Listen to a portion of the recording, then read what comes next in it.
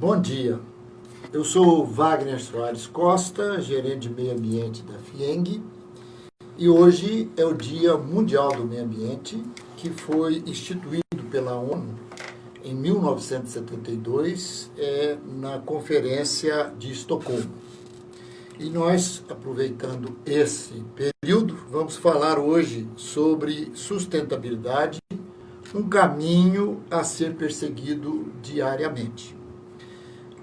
E nós vamos seguir um roteiro, e nesse roteiro nós vamos começar pela influência do Covid-19, depois falar um pouco sobre sustentabilidade em evolução, na sequência falar sobre os Objetivos de Desenvolvimento Sustentável, os ODS, como orientadores de estratégia, e fazer uma mensagem final complementando essa fala nossa nesse Dia Mundial do Meio Ambiente. Ela está um pouco contaminada pela discussão da pandemia. Essa semana a gente tem percebido uma série de reuniões remotas discutindo exatamente a influência desse Covid-19 sobre o comportamento da população com relação às questões ambientais no pós-pandemia. A gente percebe que nessas discussões o que está chamando mais atenção é as questões de mudanças do clima e, na sequência, a questão do meio ambiente urbano. O ministro do Meio Ambiente já tem até falado sobre meio ambiente urbano, e a Covid tem trazido essa discussão para o dia a dia. Então, desmatamento, mudança do clima, falta de estrutura de saneamento ambiental, dentre outros, são os temas recorrentes do momento. A pandemia, a nosso ver, vai sim alterar o comportamento da humanidade com relação à sustentabilidade. O ambiente de estresse criado pela pandemia atua como um acelerador da mudança necessária para a sustentabilidade. Um estudo recente da McKinsey sobre o impacto futuro do coronavírus nos indica que 2/3 da população influenciada pela crise acham que agora é mais importante do que antes da epidemia limitar impactos sobre as mudanças climáticas. 60% estão fazendo mudança significativa de hábito e estilo de vida para reduzir o impacto no meio ambiente. A nosso ver, a questão da pandemia aguça o sentido de urgência, induzindo a mudança de modelos comportamentais convencionais para modelos mais ágeis, a fim de agregar valor e apoiar a criatividade humana. Dessa forma, a influência poderá, num curto prazo, ser muito interessante, e num longo e médio prazo vai mostrar um caminho a ser seguido de futuro. Então, essa mudança, ela não é completa, ela não é total agora por influência da Covid-19. Ela é um indicativo de mudança imediata e um indicativo de mudança futura. Então, nessas mudanças imediatas, a gente percebe o seguinte, que as pesquisas e inovações tratadas de forma convencional, aguardando o cumprimento de protocolos que atendem a garantias jurídicas e operacionais e custo-benefício, são alçadas à condição de urgência, acelerando os resultados. Então, por exemplo, é o caso do desenvolvimento de uma vacina que, pelo protocolo convencional, deve cumprir etapas de testes que levariam 2 a 3 anos. E, com esse movimento, estrutura-se, então, um novo protocolo numa economia de etapas e tempos de resultado.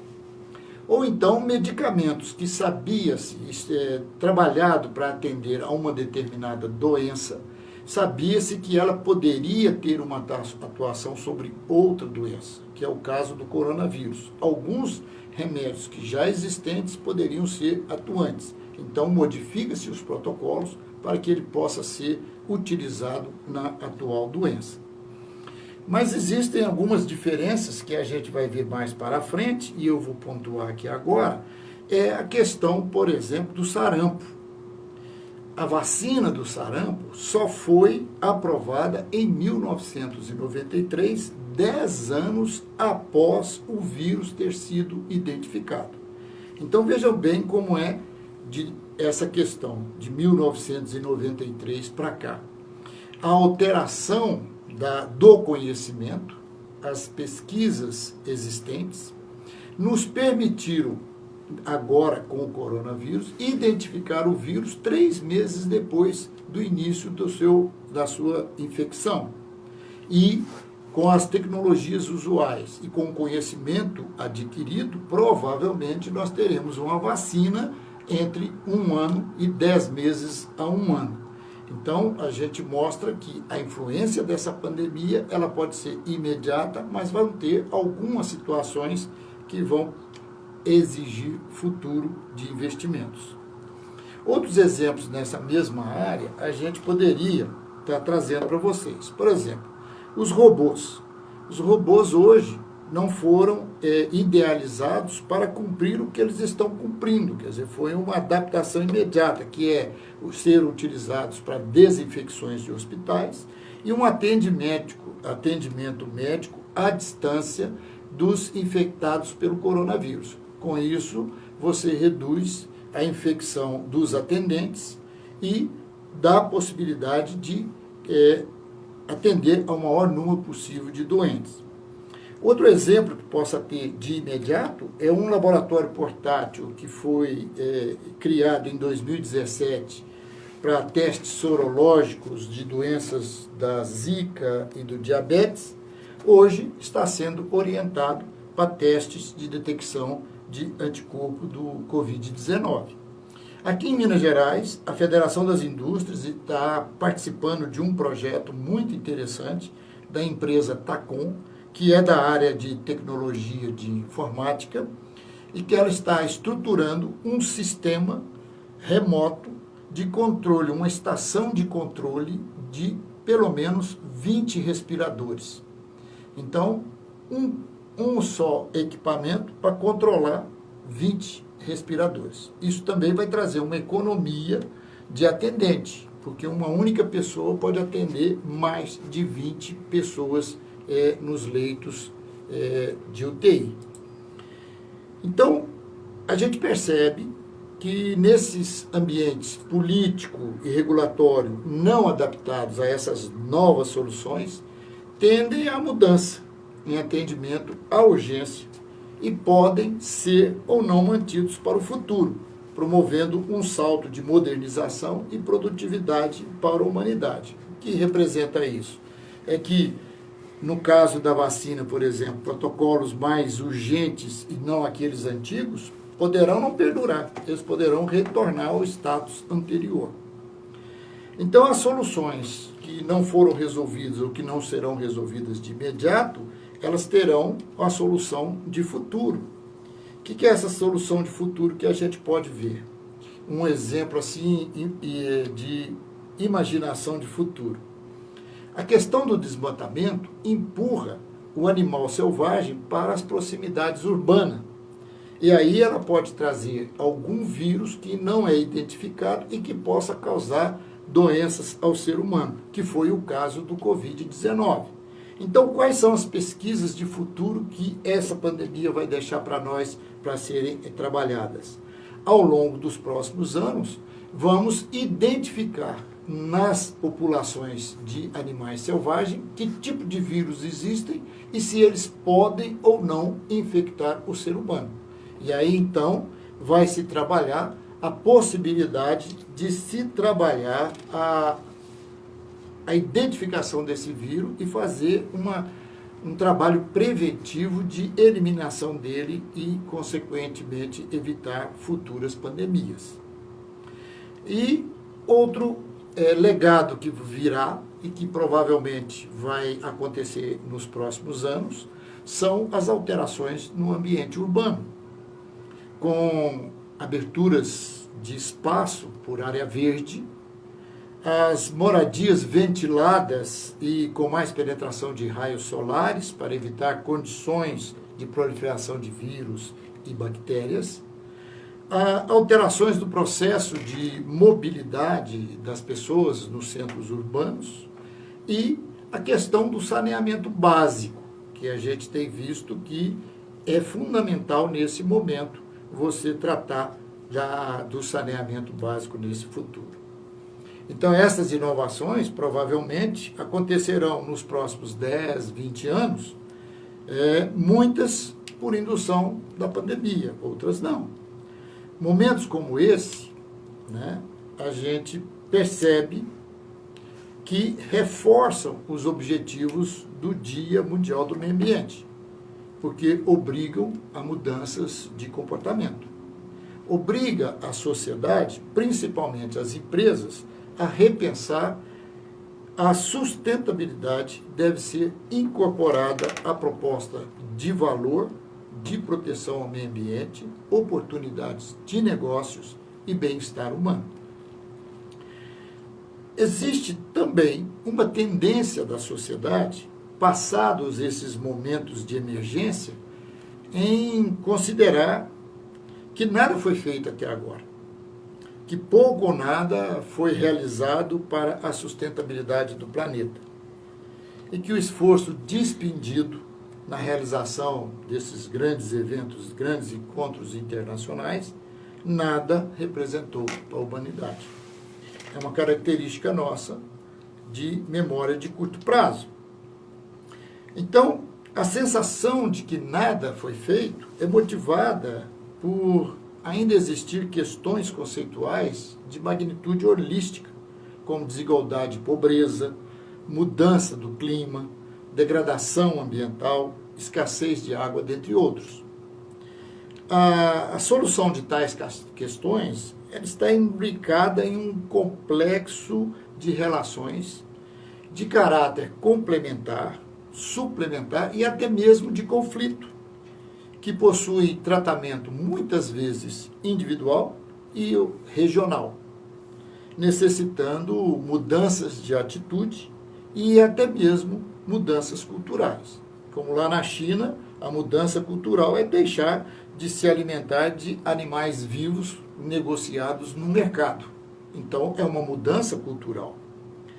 As soluções encontradas possuem, então, um passo a passo que demandam persistência, tempo de maturação, tempo de apropriação pela própria sociedade, além da necessidade de recursos financeiros, porque nada do que nós estamos conversando aqui para futuro pesquisas, nada sai de graça. Você vai ter que ter muito recurso disponível e muita persistência para poder estar alcançando essas novas tecnologias no futuro. Quando a gente fala de tempo de maturação e demanda de persistência, nós não podemos cair no círculo vicioso de retornar a procedimentos convencionais que muitas vezes retiram a possibilidade da gente ter soluções viáveis num espaço que é adequado à natureza humana, né? E a gente percebe nessa circunstância, tirado essa ideia de que nada foi feito até hoje, é que a sustentabilidade evolui durante os anos, né, ao longo dos anos. Então, entre a Conferência de Estocolmo e os dias de hoje, temos visto uma mudança considerável no comportamento empresarial com relação ao cumprimento dos conceitos de desenvolvimento sustentável. Por exemplo, na mineração, o processo produtivo do setor nesse período não é o mesmo de 30 a 40 anos atrás. A área de trabalho de exploração é muito menor e reduz sensivelmente a necessidade de supressão vegetal. Além disso, 80% da água utilizada, ela é reutilizada. Então, é água que foi utilizada e depois reutilizada para o processo produtivo. Houve um aumento da geração de energia elétrica solar, eólica e proveniente da biomassa, reduzindo a dependência, né, da geração por aproveitamento hidráulico e contribuindo para a redução de combustíveis fósseis como geradores de energia. Na própria área de processamento de dados, e hoje nós estamos aí vivendo todo esse manancial que pode ser utilizado de internet, tráfego de dados para todos os lados, análises e webinars, né? Há 30 anos atrás, se utilizava um big do equipamento, denominado aí o famoso mainframe, em que era colocado num prédio de 3 andares, com uma utilização de muita água para refrigeração, gastava-se muita energia para seu processamento, e, no entanto, hoje nós estamos fazendo praticamente a mesma coisa que o mainframe fazia, trabalhando a mesma quantidade de dados num pequeno equipamento na nossa mesa. A produção de celulose também pode ser dita como um outro exemplo muito interessante de modificação de processo durante esse período, é que ela trabalhava originalmente com madeira nativa e ainda gerava o licor negro, que é um efluente de alto potencial poluidor. Hoje, a matéria básica é a madeira plantada de eucalipto e que não se gera mais o licor negro e, com isso, reduziu o impacto da produção de celulose atualmente. Então, quanto que nós reduzimos de energia, de consumo de água, de materiais, nessa jornada de modernização? Então, não é que nada foi feito, né? E a gente tem percebido que ao longo desse período é que as empresas estão buscando sustentabilidade empresarial, com postura de responsabilidade com os valores ambientais e sociais e se preocupando não apenas com aquelas obrigações de lei, como, por exemplo, tratamento de esgoto, tratamento de efluente, tratamento de resíduos, mas também preocupadas com a extensão de sua responsabilidade para além daquelas consideradas obrigação, estabelecendo programas de apoio às comunidades e de sua área de influência. Como podemos verificar, nesse período, existe sim uma tendência de mudança de comportamento, em algumas áreas com maior ou menor velocidade. As empresas estão percebendo que as questões ambientais refletem na geração dos lucros e no crescimento do negócio. Então, o comportamento do consumidor está mudando. 89% do consumidor considera consumir produtos de empresas com boas práticas de acesso e de uso de insumos naturais. 79% tem interesse na procedência dos ingredientes de produtos que consomem. E 92% da população dá preferência para empresas que adotem políticas de respeito ao meio ambiente e biodiversidade. As empresas estão percebendo ainda que não são apenas as questões ambientais, mas também o comprometimento com ações essenciais, como qualidade de vida, erradicação da pobreza, mudança do clima, importantes para seu posicionamento junto à sociedade.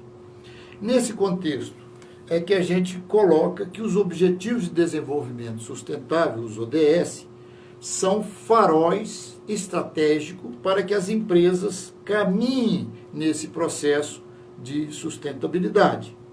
Isso porque uma rede estratégica de pessoas e instituições capazes de influenciar políticas públicas, articular e pensar soluções está se formando. E as empresas estão respondendo com uma responsabilidade ambiental corporativa para torná-las resilientes nas transformações advindas da pressão socioambiental dessa rede de pessoas e instituições. Então, o que a gente percebe nessa discussão toda que estamos vivendo hoje e que vamos continuar discutindo para frente, é que sustentabilidade não é um fim. Sustentabilidade é mais um caminho a ser perseguido diariamente, com todas as ferramentas disponíveis de inovação administrativa, social e ambiental. Então, o ODS nos dá essa possibilidade de trabalhar estrategicamente nos 3 pilares do desenvolvimento sustentável. Então, na dimensão ambiental, o que se deve fazer? As empresas devem estar centradas no impacto e inovação, buscando racionalização de uso de energia, de água, materiais e insumos. Se partirem para esse tipo de pensamento futuro, estarão atendendo os ODS. Número 9, Indústria, Inovação e Estrutura. O ODS 12, Consumo e Produção Responsáveis. O ODS 14, Vida na Água. O ODS 15, Vida Terrestre, dentre outros. Na dimensão social, e aqui provavelmente é a maior discussão do efeito do coronavírus, é buscar agregar os atores sociais locais e regionais, melhorando a estrutura de fome zero e agricultura, o número 10, redução das desigualdades, entre outros. E a terceira dimensão do desenvolvimento sustentável, entre seus fornecedores e preço justo a seus clientes. Desenvolvendo modelos de negócio realizados da empresa a longo prazo e criando valor para a sociedade em termos de qualidade de vida e proteção à biodiversidade. Então, hoje, Dia Mundial do Meio Ambiente, impulsionados pelo momento de crise em que vivemos, precisamos aproveitar para repensar e mudar a forma de agir, entender o novo normal diário e se moldar proativamente em prol do meio ambiente, contribuindo para as políticas públicas voltadas para a sustentabilidade, que elas promovam mudança e a apropriação pela sociedade do conceito de desenvolvimento sustentável. Então, era essa a nossa reflexão. Nós estamos terminando aqui. O nosso tempo, então, está se esgotando. Queremos... não, nesse ainda não, né? Tem as perguntas. Então, vamos lá nas perguntas aqui. Quais são as lições e oportunidades que a pandemia está trazendo para o desenvolvimento sustentável? Bom, como nós dissemos, ela pode trazer para nós uma lição muito interessante, que era o seguinte: os procedimentos adotados hoje são burocráticos ou são absolutamente necessários? Né? Elas trazem alguma idiosincrasia de restrição ou ela facilita o caminhar da sociedade para a inovação? Então, nesse momento, ela nos traz essa oportunidade de discussão. É como eu disse lá na questão da vacina do sarampo. Quer dizer, levou 10 anos para ela ser aproveitada depois que se identificou o vírus. E naquele período, a gente tinha menos tecnologia, menos conhecimento. E aí sim, talvez, por tudo isso, merecesse um procedimento de etapas de teste. Hoje, com o conhecimento que nós temos, com a tecnologia que existe, será que nós precisamos ter exatamente esse protocolo de teste como ele foi criado? Ou nós precisamos modificá-lo para que a sociedade aproprie dessas inovações? Então, essa é o que ela nos traz de lição né, nesse momento. A pandemia pode impulsionar o desenvolvimento sustentável? É uma outra pergunta. É claro que pode, né? Dentro dessa ótica que eu respondi anteriormente, né? Trazer momentos de verificar o que existe, como ele está sendo utilizado e se nós podemos ampliar a utilização dele. E aqui dentro disso a gente está percebendo, é o caso dos robôs que nós colocamos como exemplo, é o caso do projeto da TACOM, de TI, que está colocando uma central remota de controle de respiradores. Então, são oportunidades que ela nos traz para aproveitar o conhecimento que nós temos para uma determinada utilização, utilizar esse conhecimento em outra necessidade imediata ou não que a sociedade esteja vivendo no momento.